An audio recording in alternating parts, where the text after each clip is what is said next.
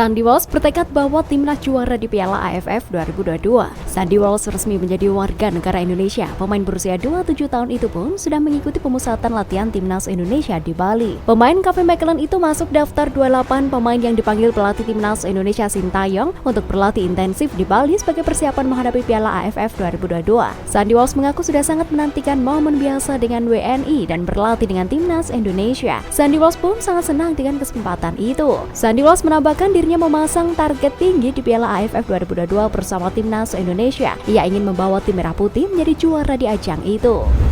Persib beri waktu istirahat untuk 3 pemain yang ikut TJ. Asisten pelatih Persib Bandung, Yaya Sunaria, memberikan waktu istirahat untuk 3 pemainnya setelah menjalani pemusatan latihan bersama timnas Indonesia U20 di Turki dan Spanyol. Ketiga pemain tersebut adalah Kakang Rudianto, Robby Darwis, dan Ferdiansyah. Ketiganya baru saja tiba di Indonesia pada Sabtu 26 November 2022. Yaya mengaku tidak terlalu khawatir dengan kondisi fisik anak asuhnya itu setelah memperkuat timnas Indonesia U20. Menurut dia, para pemain memang butuh waktu rehat untuk menenangkan pikiran.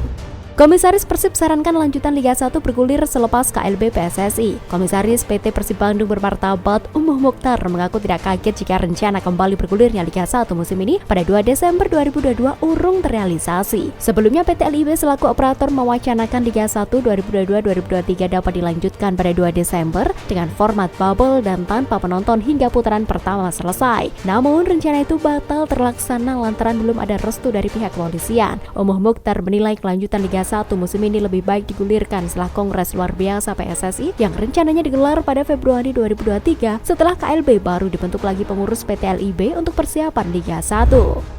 Jordi Amat langsung akrab dengan Syahrian Abimanyu. Timnas Indonesia sudah menjalani sesi pemusatan latihan di Training Center Bali United Gianyar sejak Senin 28 November 2022. Pemusatan latihan itu dilakukan agar tim Garuda tampil maksimal di Piala AFF 2022.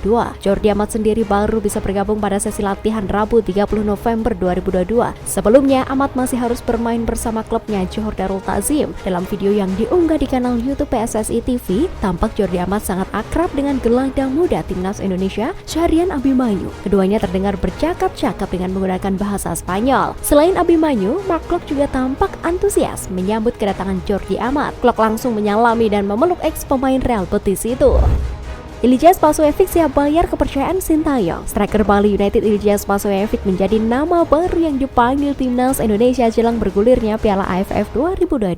Penyerang naturalisasi asal Montenegro itu sebelumnya tidak masuk daftar 28 pemain yang dipanggil Sintayong. Spaso dipanggil menggantikan Dimas Derajat yang mengalami cedera. Ex pemain Melaka United itu pun sudah melakoni latihan bersama timnas Indonesia di lapangan Training Center Bali United Bali sejak Rabu 30 November 2022. Ilyas Paswevic pun mengungkapkan perasaannya bisa kembali ke tim Merah Putih, apalagi ia memang cukup lama absen dari panggilan timnas. Meski baru bergabung setelah TC memasuki hari ketiga, Spaso merasa percaya diri dengan kondisi fisiknya, sebab dia rutin berlatih dengan Bali United meski kompetisi Liga 1 belum bergulir lagi efek tragedi Kanjuruhan pada 1 Oktober 2022.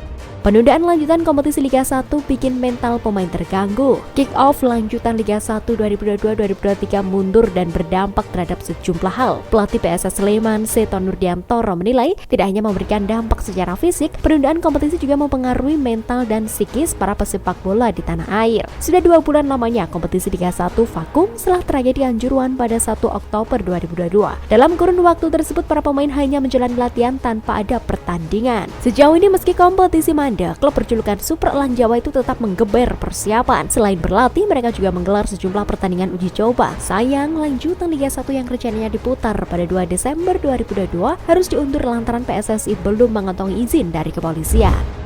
Vietnam hajar Borussia Dortmund jelang berlaga di Piala AFF 2022. Timnas Vietnam sangat serius menyiapkan diri sebelum berlaga di Piala AFF 2022 Rabu 30 November 2022 malam. The Golden Stars menang 2-1 atas raksasa Jerman Borussia Dortmund. Laga itu merupakan bagian dari tur Asia Tenggara yang dilakukan Dortmund. Vietnam menjamu di Borussia yang digandang kebanggaan mereka Stadion Maideh. 2 gol kemenangan timnas Vietnam pada laga itu dicetak Nguyen Thieng Le dan Nguyen Van Cuyet. Sementara itu, satu-satunya gol Borussia Dortmund dicetak penyerang asal Belanda, Donyell Malen.